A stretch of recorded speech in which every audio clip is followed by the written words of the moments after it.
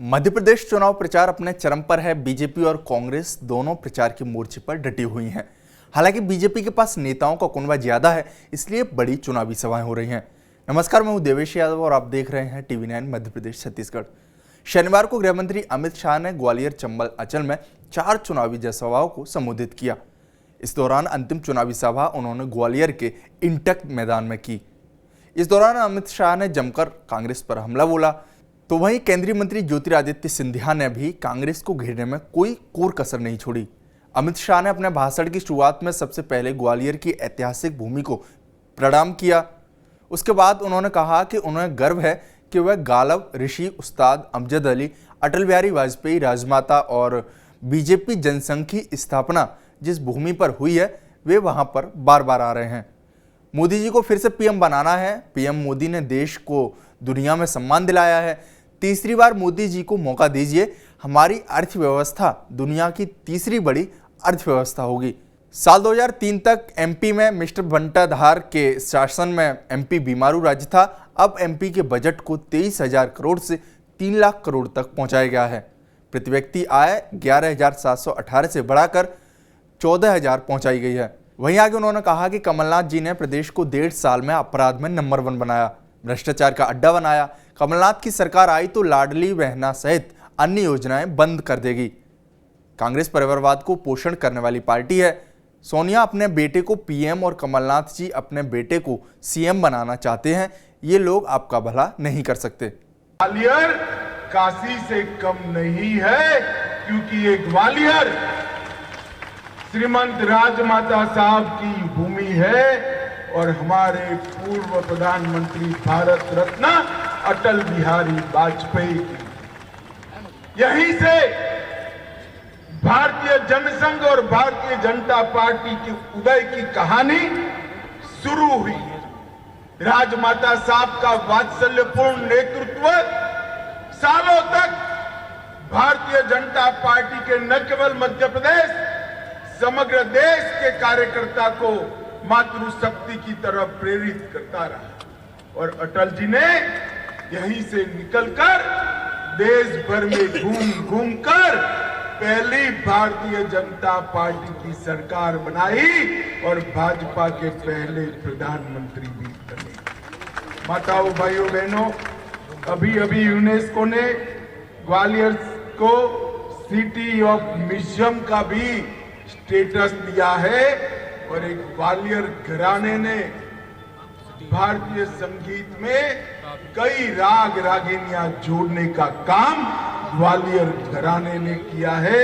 ये सभी कलाकारों को मैं आज प्रणाम करता हूं। मित्रों, आज ज्योतिरादित्य जी ने यहां पर ग्वालियर के विकास की ढेर सारी बातें की है, परंतु मैं आज यहां आप लोगों को ये कहने आया हूं कि आप जब 17 तारीख के चुनाव में कमल के निशान के सामने बटन दबाएं, ऐसा मत समझिए कि प्रद्युमन तोमर जी को विधायक या मंत्री बनाने के लिए वोट डाल रहे हैं। भाइयों और बहनों, आपका एक वोट मध्य प्रदेश और भारत का भविष्य सुनिश्चित करने के काम में आने वाला है। मध्य प्रदेश में फिर से बनने वाली भाजपा सरकार आने वाले दिनों में मोदी जी को फिर से इस देश का प्रधानमंत्री बनाने की नींव डालने की सरकार।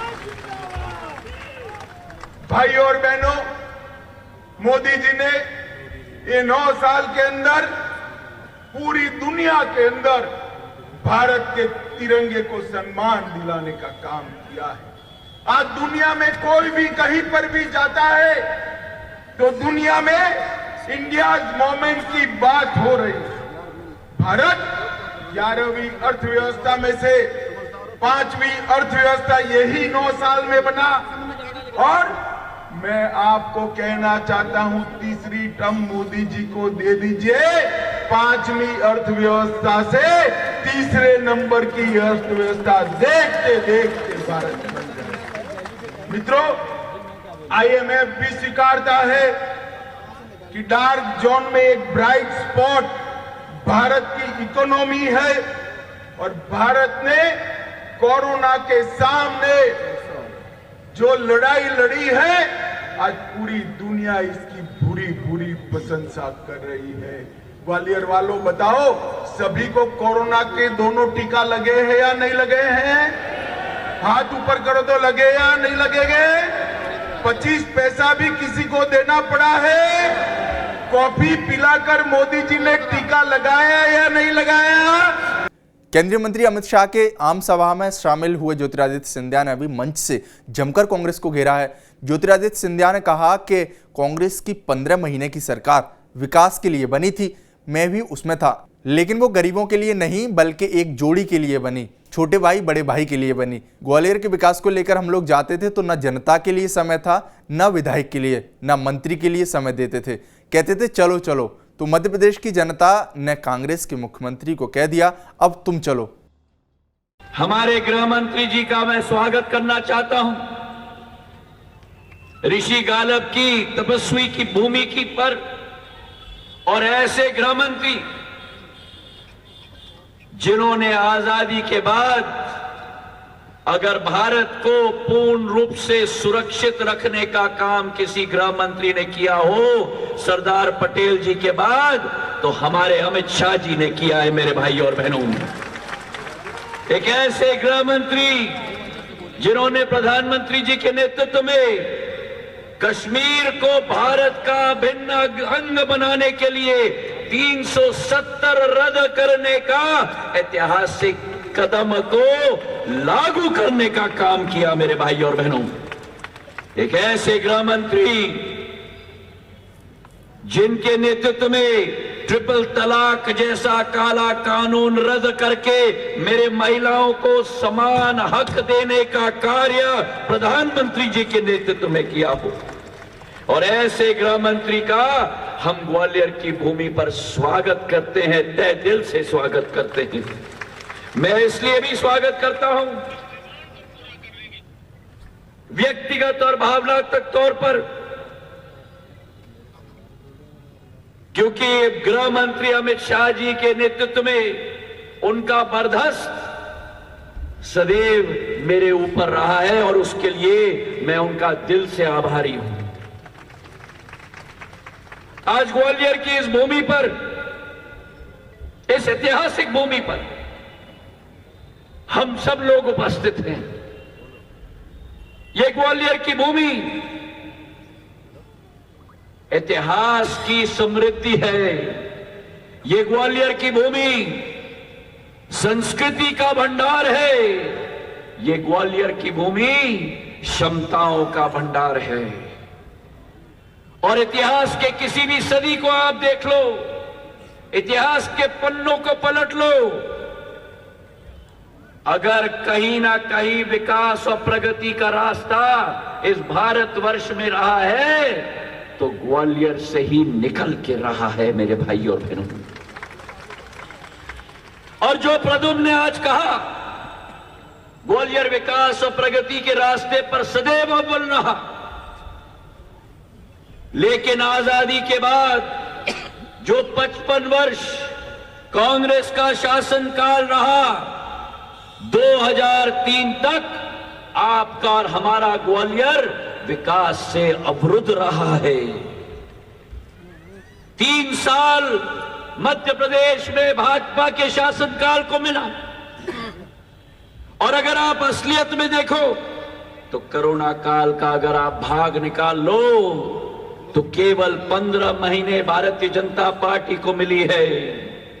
लेकिन उन 15 महीनों में आज मैं गर्व से कह सकता हूं, उन 15 महीनों में जो 55 साल कांग्रेस की सरकार ने नहीं किया, वो मेरे कमल के फूल की सरकार ने करके दिखा दिया। आदरणीय अमित शाह जी, अगर ग्वालियर में किसी बात की भूख है, अगर ग्वालियर में किसी बात की आशा और अभिलाषा है, तो ग्वालियर में विकास और प्रगति की आशा और अभिलाषा है। और वो जो सरकार आई थी 18 महीनों के लिए, उस समय प्रचार में मैं भी जाता था। हमने सोचा था कि 15 सालों में जो भारतीय जनता पार्टी की लकीर थी उससे ज्यादा लंबा लकीर हम खींचेंगे, लेकिन जब वो सरकार बनी, वो सरकार जनता के लिए नहीं बनी, वो सरकार विकास के लिए नहीं बनी, वो सरकार प्रगति के लिए नहीं बनी, वो सरकार गरीबों के लिए नहीं बनी, वो सरकार मजदूरों के लिए नहीं बनी, वो सरकार केवल एक जोड़ी के लिए बनी। गौरतलब है कि अमित शाह अपने एक दिवसीय दौरे पर ग्वालियर चंबल संभाग के दौरे पर आए थे और नाइट स्टे भी ग्वालियर के उषा किरण पैलेस में ही किया था। बताया गया है कि देर रात तक उन्होंने पार्टी के बड़े नेता व पदाधिकारियों से चुनावी चर्चा की है और उन्हें दिशा निर्देश भी दिए हैं। बहरहाल अमित शाह के इस दौरे का कितना असर विधानसभा चुनाव में होता है इसका पता तो 3 दिसंबर को चलेगा।